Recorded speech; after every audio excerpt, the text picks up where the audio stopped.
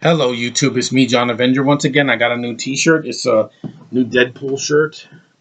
I got it Five Below for $5. This is his body and this Deadpool symbol.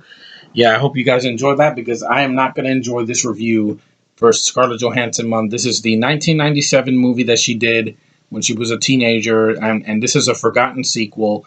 It's one of the worst of the franchise, and it is Home Alone 3. What were they thinking with this sequel? This was 5 years after Home Alone 2, A Lost in New York, which is a sequel that I really loved. I saw that in the theater back in 1992. Had a blast. I still watch it at home. Love it. Then the sequel comes along, which is not even a sequel because it doesn't take place after the second one. It has a young kid again, just like in the first one. It's kind of more like a remake of the first film. It has a convoluted plot about an espionage, these terrorists working for a North Korean organization, like launching missiles, a computer chip into a missile. I'm like, what the hell does that have to do with Home Alone? It has nothing to do with it. The nostalgia critic said it best when he said, "What is this? Die Hard 5? What does it have to do with Home Alone?" Exactly. The kid's name isn't Kevin either. It's Alex. He doesn't know Kevin. They don't mention Kevin from the first two films. They live in Chicago. That's pretty much the only thing that connects us to the first two films. It's not even a Christmas movie. They barely play Christmas movie. They barely play Christmas songs in the film, just like one or two. Maybe Let It Snow is not really a Christmas song. And it has nothing to do with Home Alone. Like, the movie just, it just copies the first film. The only good thing in this movie, to be honest, is the traps at the end. It's not funny.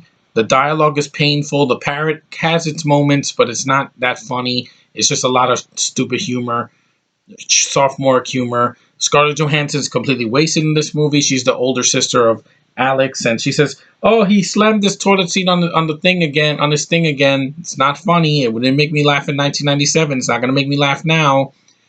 The older brother's a douchebag. He has spiky hair, and he has his metal music, and he kills his brother's bug on purpose with his basketball, and he doesn't apologize for it. He's an idiot. Uh, Alex D. Lynch is not Macaulay Culkin. I'm sorry, he is not Macaulay Culkin at all. He doesn't have any of Macaulay Culkin's charisma. He doesn't. He doesn't have his personality. There's a reason he hasn't acted in years. He's not horrible, but he's not a great. He's not a good child actor in this movie. He has chicken pox and he's doing all this shit. He should be in bed like the whole movie, but he's not. And he's spying on people through his window, like his rear window. It doesn't work. The film is not compelling. It's way too long. It feels like almost 2 hours. It doesn't go as fast. It doesn't have a fast pace like the first film. Went real quick. Like Kevin and his family have an argument, and him and the Buzz, have an altercation, and then they go to France and they leave him home. And then the burglars try to burglarize his house. Simple premise. Second movie, he's in New York City alone, and his parents are in Miami, and they try to go back to New York and try to find them. And then the burglars from the first film show up again to in his uncle's house, and then he beats them up with his straps. Here it doesn't work. In this one, the parents leave him home alone, which is part of the plot, but they purposely do it, and not once, but like 3 or 4 times. And it's just freaking ridiculous. It goes nowhere. The parents are not likable in this movie. The mom is a bitch, and the father is like a workaholic, and he has no personality like John Hurt had in the first two films.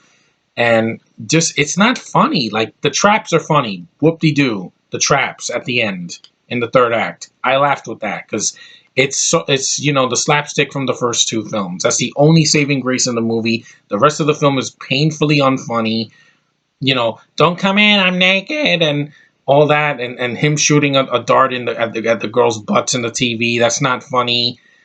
Look, Doris, a rat looking at a mouse, a rat looking at a cat. That's not funny. The dog freezing when the cops break into the house. That's not funny. The new robbers here, the terrorists are idiots. There's four people, 3 guys and 1 girl, and they tried to spice things up with a woman burglar, but it just didn't work. I mean, these actors are completely wasted. They look like buffoons getting hit and falling through holes, and like it's the same thing as the first two films. And Roger Ebert said this was better than the first two films. What was he thinking? This is not better than the first two films. This isn't even better than the fifth movie that came out back in like 2012. That movie, at least I can laugh at it and it has some charm. I'm going to review that for December. This movie doesn't have any charm. Scarlett Johansson just looks like she's out of it. She's like very slow in this movie. I know she was getting started, but it's an awful sequel. Like, this is a movie you can skip. If you never see Home Alone 3, you're not missing out on much. It's terrible. It's not funny. Scarlett Jo is not even the lead in the movie. She's a supporting cast, but she's in the film, so that's why I'm reviewing it. It's bad. Like, it gets a low rating on IMDb. It underperformed, and I'm glad. It's a shitty Home Alone movie. It's not in the same league as the first two films. Alex D. Lynch is not Macaulay Culkin. At least Macaulay Culkin has more charisma in the first two films, and in Uncle Buck and a lot of stuff he did. But this kid is just not. He doesn't do it for me. I'm like I said, the only thing worth the shit is the traps at the end of the film, because they're kind of fun like the first two films were, but they're not even as close to the first film or the second film. And it just doesn't feel like a wholesome family movie. It feels forced. There's a lot of people are mean in this movie. You know, the adults. It's just not a good film. I mean, even as a kid, I liked it as a kid because I was a kid. I was like 12, and I liked the traps. The soundtrack sucks. It's like an art. It's like a lot of rock music, and it doesn't fit the tone of Home Alone. It should have been Christmas music. It's very off-putting. Bad sequel. Thumbs down. It's a shitty sequel. I'm glad I don't own this movie anymore. I had it on VHS. Threw it out a long time ago, and I want to forget that this movie even exists. And this is the first full film I saw with Scarlett Johansson. But hey, she tried in the film. I'm not going to say she's horrible. She has bad dialogue, and it's a shame John Hughes wrote this before he passed away. It's sad because it's a bad script. It's like he wrote the best parts of the first two films and then put a plot that makes no freaking sense, and it's not funny. And the director did Beverly Hills Chihuahua. So yeah, he edited the first two films, which is great, but he's not a good director. And I don't want to see any more of this. Home Alone 3 sucks. Don't watch it. Skip it. See the first two films. Those are recommended. And 5, I like it. It was, but I'll explain that later. Anyway, I hate Home Alone 3. I don't find it entertaining anymore. Just the traps at the end. That's it.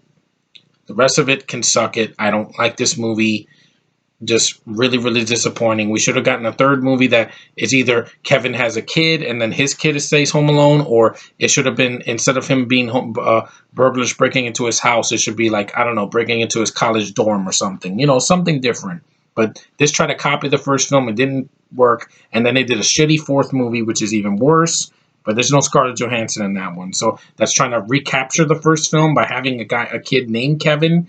It's not Kevin. It's like some 9-year-old that doesn't look like Macaulay Culkin, that has dead eye like this. Or the whole freaking movie, he looks like that. And it's a shitty film that was supposed to be a pilot for a TV show that didn't get made, and I'm glad. Home Alone, to me, was the first two films, and that's it.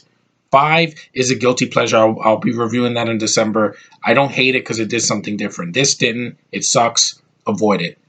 Anyway, thanks for liking, subscribing, commenting, and watching my videos. You guys are awesome. And I'll see you in the next Scarlett Johansson review. This is a stinker. I had to do a rant because I can't just review good movies with her. There's also a few stinkers that she made early in her career. So, later, guys.